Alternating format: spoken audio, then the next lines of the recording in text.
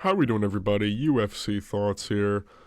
And today, I'm going to be covering a bit of a more serious topic in the MMA sphere. I very rarely do informational videos like this. Last time I did something like this may have been the Paramount thing. If you don't know, if you haven't heard any rumblings, I guarantee you anyone who watches this video have, there are rumors that illegal gambling is still happening in the UFC, with the recent occurrence of Isaac Dulgarian versus Yadir Delvai, and the current shockwave that is happening throughout the MMA community following this. We got the UFC logo, we got James Krause. Obviously, no definition for today. I thought about it, but I think we all know what gambling is. Let's start with the mark of heresy. Dulgarian versus Delvai. Alright? If you don't know, Isaac Dulgarian and Yadir Delvai fought earlier, literally this past weekend, on the UFC Vegas 110 Garcia versus Onama fight card. Isaac Dulgarian, prior to the matchup, was a minus 240. If you don't know, that's pretty. That's pretty heavily favored. It's like you'd have to bet $240 to get back fucking 100. All right. In the midst of the day of the fight, once November 1st hit, the day of the fight, there was a random swing in odds from minus, it looks like here, 250, minus 250, all the way up to minus 155. If you don't know, that is crazy. The amount of money that would have to go into betting on Yadir Delvai, not only would it have to be a lot of money, it would have to be quite a number of people putting money on Yadir Delvai. It also doesn't help that the odds of Delvai to win in round one surged from a plus 850 to a plus, this says 565. The lowest it hit on some betting orgs was plus 400. That's insane. That is crazy. And if you notice again, it's 850, 800, 800 for a while, and then October 31st, the Friday, and then it dips down a shit ton come November 1st, November 2nd. I imagine this is somebody who lives in a different time zone, as it's November 2nd, but that's besides the point. If you don't know what that means, that's insane. This is once more an insane change in betting lines that is not heard of, that we've never really seen before, besides another instance that we're going to talk about soon. Isaac Dulgarian. I'll just go to the next slide. This is something to look at. Isaac Dulgarian used to train with James Krause. If you don't know who James Krause is, we'll get into it in a second. Dulgarian, this says he was on his last fight of this contract. I copy and pasted this from a tweet from, I think, Magic Mike M on Twitter. He's pretty chill. He trains at Factory X. He trains with Mark Montoya, who just recently went on Ariel Helwani, explained his side of the things, kind of gave a nothing burger of a statement, kind of just, condemning Isaac Dulgarian and kind of saying that he shouldn't fight ever again and that, not really giving him a fair chance to explain himself. But how could you in a situation like this, where this is really, this is unheard of? And honestly, Dulgarian's performance. It's crazy, the performance that Dulgarian put on. If you don't know who Isaac Dulgarian is, he was arguably one of the, best unranked featherweight fighters on the entirety of the UFC roster. He was super highly rated by a lot of fucking people. A lot of people really liked how Isaac Dulgarian fought, because one, he's really good, and two, he's probably one of the best grapplers / wrestlers in the entire division. And if you do look at the fight, I don't have a photo here, I might have to throw one up. Isaac Dulgarian, dead ass, gets a locked-in double leg on Yadier Delvai, off-balanced. All Yadier has is a post arm. Literally all he has is his arm posted to the canvas, and Isaac doesn't blast through to get his butt to the floor, doesn't do anything, holds the grip, and just stops chopping his legs, stops, chopping, chop, chop, chop. Stops driving is the correct term I was looking for. I don't know why I said chop. I played football, if you don't know. Stops driving into his double leg, just almost stands up, and Yadier is able to stuff the takedown. It is one of the craziest things I've ever seen in my life from a guy like Isaac Dulgarian, who up to that point in his career had a 100% takedown accuracy in the first round in his entire career, not just in the regional scene, in the UFC. In the promotion, in the UFC, had a 100% takedown accuracy in the first round. Has a fully locked-in double leg and does literally nothing with it. Stops driving, allows Yadier to regain, goes for a shitty takedown attempt, kind of not allows himself to get reversed, because Yadier is good. But this isn't a case of Yadier being levels above Isaac Dulgarian. That is not what this fight is. From the takedown attempt, you could see that. If Isaac drives, Yadier goes down. He just does. And it doesn't help that Isaac Dulgarian, when his back is taken by Yadier Delvai, he does literally everything incorrect when defending the rear naked choke. Now, he pulls down the hand a couple times, makes it really seem like he's fighting it off, seems like he's fighting it, really gritting down, fights it off for like 20 seconds. He doesn't try to get out of it, though. If you know what I mean. He's trying to stop the choke from happening, isn't trying to get out. He's not attacking the choke hand. He's not attacking the arm that's choking him. He's attacking the top hand, which is what you do. You attack the top hand, but you remove the choke arm afterwards. He didn't go 2-on-1. He started punching like a moron. Didn't try to fight the choke arm at all, and kind of allowed himself to lose. Now, I'm not saying he's a quitter. I'm just saying this is not the Isaac Dulgarian we are used to seeing fight. And it doesn't help that he has trained under James Krause. He trains it with Mark Montoya, who was the trainer of James Krause. He says on a podcast in the build-up to this fight that fighters should get percentage off of betting. If you haven't seen this clip, it's nuts. He said that fighters should be getting purse and percentage percentages off of them winning, essentially from like bookies. Like, this line shifts, the performance, the build-up, the history, all circles back to James Krause. One of the worst betting scandals we have seen in not only the history of MMA, but just the history of professional sporting in general. If you don't remember what happened with the James Krause situation, and why I have these two gentlemen, if you don't know, that's Derek Minner losing to Shailen Nurdenbecki, and then Jeff Molina, both fighters under James Krause. The situation basically goes like this. James Krause used to own a Discord, or just like a Telegram app, I think it was Discord, where he would give betting tips to people about his own fighters. The largest example of this was Derek Minner versus Shailen Nurdenbecki, when Derek Minner went into a fight with a torn ACL. James knew this, so he gave tips to people to bet on Shailen Nurdenbecki because his own fighter he knew was going to lose was fighting that night. It is one of the craziest stories I think I've ever heard about in my life. And Jeff Molina, if you don't know why he's up there, he, as a James Krause protege, as somebody who trained under James Krause, willingly bet alongside James Krause and actually was a key proprietor better to the Derek Minner fight. He bet a shit ton of money, won a bunch of money, and tried to get away with it.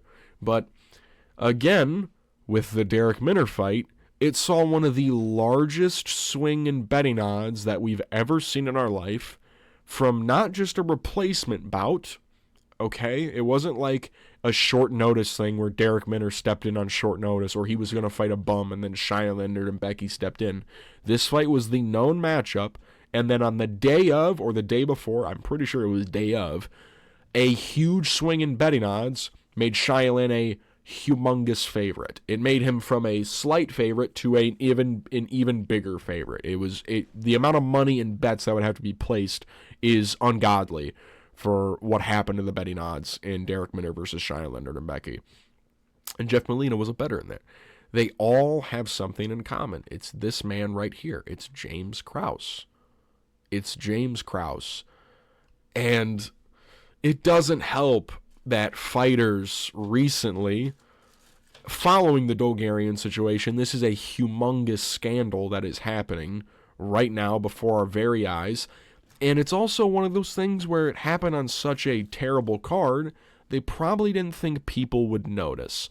From what I remember, the main event of Shia Leonard versus Derek Minner was I think it was like Marina Rodriguez versus Amanda Lemos. I'm pretty sure. I know it was a WMMA main event that was short notice because like Bryce Mitchell pulled out against Movsar Evloev, I think, or it might have been the other way around. But again, on a kind of shitty, not super documented Apex event, it's in the Apex again, a huge betting odds swing happens. And it's again with a James Krause protege. And it doesn't help that fighters are coming out and saying that they have been hit up to throw fights from randos on the internet.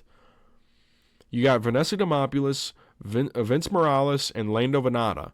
Now, I think all of them have since then deleted these posts, which you bet they have. Vanessa Demopoulos, yeah, people have approached me to throw fights also. My integrity could never. We've spent our lives learning skills and hoping that honoring the sport. Can't believe people compromise their morals like this. Now, she spelled morals wrong, but that's beside the point.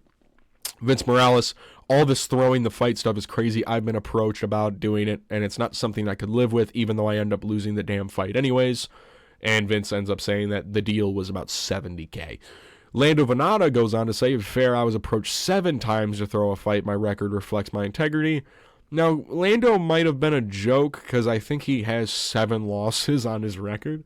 But still, it's kind of a weird thing to joke about, being approached to throw fights. When you take all of it into consideration, the performance, the history with James Krause, the fact that he goes on talking about getting a percentage off betting, the huge betting swing, the likes that we haven't seen since one of the biggest eye-opening scandals in the betting world in MMA, since Derek Minner, Shia Leonard, and Becky, I think it's irrefutable to say that Isaac Dulgarian, as much as I respect him, and I loved him as a prospect, he was one of my favorite unranked featherweights on the roster. I think I've said that a couple times. I think he threw this fight. There's literally no way to look at this. Look at how Isaac fought. Look at who he was before the fight. It's not like he was injured. It's not like his hand or something would have stopped him, because that was the original thing was, it was a broken hand. And it leaked out of his camp.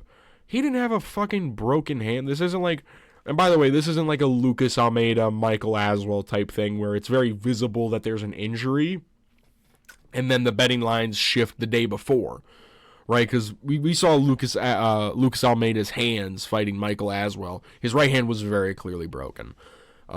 It's not like Isaac was injured. I don't think he was. He didn't look injured. He just didn't fight how he usually fights. And he kind of gave a WWE sell a little bit. The way he got reversed, the way he was fighting, he tried to give an Oscar-worthy performance to sell him losing. I don't think there's a way to go around it other than saying that Isaac Dulgarian, it doesn't help that he's been cut from the UFC following this. He is no longer a part of the promotion. It seems like everyone's trying to scrub their hands clean off of this situation. Some betting orgs, like I want to say MGM and Caesar, are refunding losing betting parlays that included Isaac Dulgarian. And the UFC knew about this. The integrity organization with the UFC, I want to say it's the IPCC or something, they knew about this. Every betting org was notified that there was a huge shift in betting odds on Isaac Dulgarian versus Yadir Delvai. It's not like I just think I'm going to bet on him. That's what Instagram comments are saying if you haven't seen. They're like, I think it's pretty obvious that Yadir was going to win. I just bet on him last minute. No, this is an inside thing. People knew about this, and they didn't really cover it up all that well. Which leads to this. Who else has done something like this in the UFC, but just hit it better? If Isaac Dulgarian, one of the best featherweight prospects on the entire roster, willingly threw away his career, he will never fight in the UFC again. There is too much evidence, in my opinion, to say that, oh no, he just sucks. Because he doesn't suck. That's the problem. It's not like, oh, he was a prospect and got fraud checked. We have seen Isaac fight before. He has never showed that lack of IQ and skill in the UFC ever. And it didn't look like he was injured. It did not. And it's not like Yadir Delvai is this monster. He's pretty good, but he's not that much better than Isaac Dulgarian. There is no way, given the odds shifting the way that they are, given the history with James Krause that Isaac has, given him saying that they should get percentages off of betting odds, the insane shift of odds, there is no way that Isaac Dulgarian did not throw his fight against Yadir Delvai. And it makes me think there might just be way more instances of this, which, by the way, integrity organizations say that there is. There was 2 fighters on the same card that they looked at. And I'm just gonna say this. David Onama has trained with James Krause before, and he also trains with Mark Montoya. Another really shockingly terrible performance. Does anyone else disagree? The odds didn't shift a crazy amount there, though, so no one cares. But genuinely one of the most putrid performances from a fighter in David Onama. I know David Onama's not all that great, but he's not that bad. He genuinely didn't even fight in there. It makes you think, this stinks of something. And I think that Isaac Dulgarian versus Yadir Delvai is Pandora's box for what we're about to find out in the coming weeks, maybe coming months. Because this is a deep investigation. And this is not the first time that a betting scandal has happened. James Krause. This isn't even the first betting scandal in a while. If you don't know, if you don't remember or haven't heard, there was an NBA betting scandal with Chauncey Billups and Terry Rozier that recently got dug up by the FBI. The FBI is going to dig into this, and what they find out might just change the MMA world forever, honestly. What do I know? I'm just a guy, right? If you want to hear more information about this, I suggest you watch Ariel Helwani's interview with, what's his name? I want to say his name is like Brad or something. Let me look this up really quick, because it's super informational, and the guy is actually like a betting connoisseur. Like, he bets. He's been in the betting world for like over a decade. What's this guy's name? Ben Fox. Ben Fox. He trained. You heard my phone click off there, didn't you? Ben Fox. He's at Yahoo now, but he was with ESPN. He was with some place in Vegas or something. He's super smart when it comes to betting. He gives more insight into it. And Mark Montoya was just recently on Ariel Helwani's podcast as well, or show, rather, is what he calls it. But yeah, I don't know. And this sucks because Isaac was one of my favorite unranked featherweights on the roster, and now this is kind of just like, damn. Because his career is done. Even if he didn't do it, just the fact that Even the idea of him throwing a fight.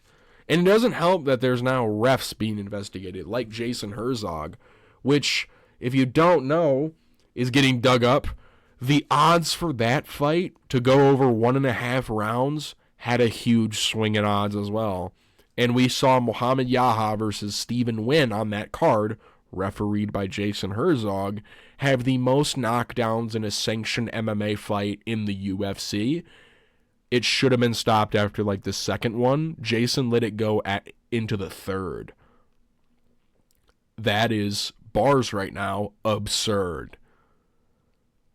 I think we're about to find some dirty shit. I think this is just the beginning, honestly. I think we're going to find out some really nasty shit about a lot of athletes, about a lot of people. I think this might just be it.